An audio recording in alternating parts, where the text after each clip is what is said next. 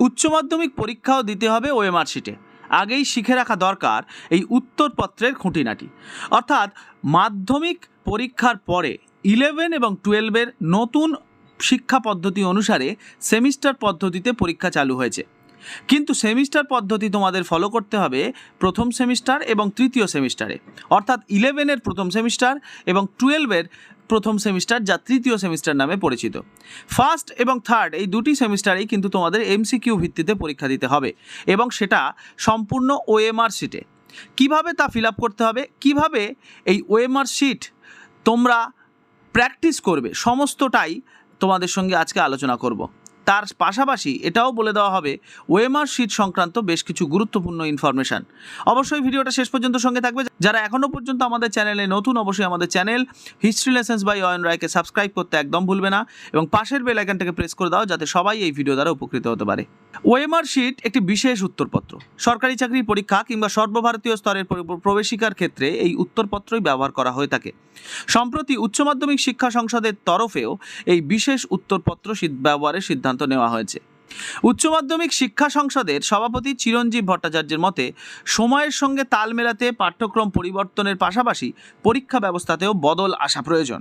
তিনি আরও বলেন, স্কুল স্তর থেকেই ছেলেমেয়েদের সর্বভারতীয় স্তরের পরীক্ষা পদ্ধতির সঙ্গে ওয়াকিবহাল করতে হবে, তবেই তারা পরবর্তীতে চাকরির পরীক্ষা বা প্রবেশিকার জন্য নিজেদের সহজেই প্রস্তুত করতে পারবে।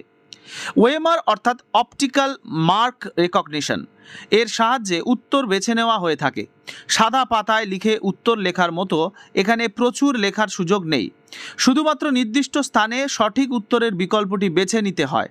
নীল বা কালো কালির কলম দিয়ে ওই স্থানটিকে গোল করে চিহ্নিত করলেই উত্তর লেখার কাজ শেষ। সেই কারণেই ওএমআর শিটের ব্যবহার পরীক্ষা ব্যবস্থায় চালু করা হয়েছে। ওএমআর শিটের ব্যবহারের কিছু নিয়ম রয়েছে। এই নিয়মগুলো অবশ্যই সকল স্তরের ছাত্রছাত্রীদের জেনে রাখা উচিত। যারা 11-এ ফার্স্ট সেমিস্টারে পরীক্ষা দেবে এবং যারা 11-এর এবং যারা 12-এর থার্ড সেমিস্টারে পরীক্ষা দেবে বা এইচএসের থার্ড সেমিস্টারে পরীক্ষা দেবে, তাদের সকলেরই কিন্তু এই নিয়মগুলো জেনে রাখা দরকার। কালো বা নীল কালির কলম দিয়ে ওএমআর শিটে উত্তর বেছে নিতে হবে। জেল কালি বা অন্য রঙের পেন ব্যবহার করা যায় না। সাধারণত উত্তরের 4টি বিকল্পের ঘর থাকে, তার মধ্যে একটি বা দুটি ঘরে সঠিক উত্তর দিতে হতে পারে। সঠিক উত্তর বেছে নেওয়ার পর সেই স্থানে পূর্ণ বৃত্তে রং করতে হয়। নির্দিষ্ট স্থানে অর্ধেক রং থাকলে সেটি উত্তর হিসাবে গণ্য করা হয় না। একই জায়গায় বারবার কালি বোলানো যাবে না, এক্ষেত্রে নেগেটিভ মার্কিংও হতে পারে। পেন্সিল ব্যবহার করা যায় না। ওএমআর শিট ভাঁজ করা যাবে না, এতে উত্তর স্ক্যান করতে সমস্যা হবে। তবে উত্তর লেখার পাশাপাশি রোল নম্বরও এই একই পদ্ধতিতে লিখতে হয়। দেখো, তোমাদের একটা নিয়ম আমি বলে দিই। ওএমআর শিটে দেখবে সাধারণত 4টে ব্লক থাকে, ঠিক যেমনটা আমি দেখাচ্ছি সেই রকম।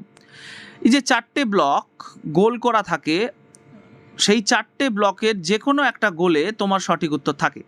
তোমার যদি মনে হয় প্রথমটি সঠিক, তাহলে তোমাকে এই গোলটাকে ফিল করতে হবে এবং ফিল করার সময় যদি এইভাবে অর্ধেক ফিল হয় তাহলে কিন্তু সেটা উত্তর হিসাবে গণ্য হবে না। অথবা কেউ যদি কোনোভাবে গোলটাকে এভাবেও ফিল করে তাহলেও সেটা উত্তর হিসাবে গণ্য হবে না। উত্তর হিসাবে গণ্য করার জন্য এই গোলটিকে সম্পূর্ণরূপে গোল করে দিতে হবে, তবেই সেটা উত্তর হিসাবে গণ্য হবে এবং সেটা অবশ্যই এই মার্কের মধ্যে থেকে। এই মার্কের বাইরে যদি বেরিয়ে যায় এবং এটা যদি গোল করা হয় তাহলেও কিন্তু সঠিক উত্তর হিসাবে গণ্য হবে না, অর্থাৎ এটাও কিন্তু সঠিক উত্তর নয়। আশা করি তোমরা বুঝতে পেরেছো কিভাবে ওএমআর শিট ফিল আপ করতে হয়। পরীক্ষার সময় তোমাদের টিচাররা এক্ষেত্রে তোমাদেরকে গাইড করে দেবেন। তাছাড়াও তোমরা তোমাদের ক্লাসে শিক্ষকদের কাছ থেকে এ সম্পর্কে গুরুত্বপূর্ণ তথ্যগুলো জেনে নেবে।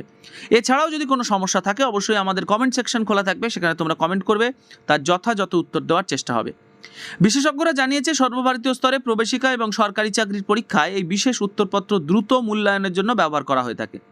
পশ্চিমবঙ্গ প্রাথমিক শিক্ষা পর্ষদের উপসচিব পার্থ কর্মকারের মতে সর্বভারতীয় স্তরে প্রবেশিকা কিংবা সরকারি চাকরির ক্ষেত্রে প্রার্থীদের মেধা যাচাই করা যথেষ্ট নয়।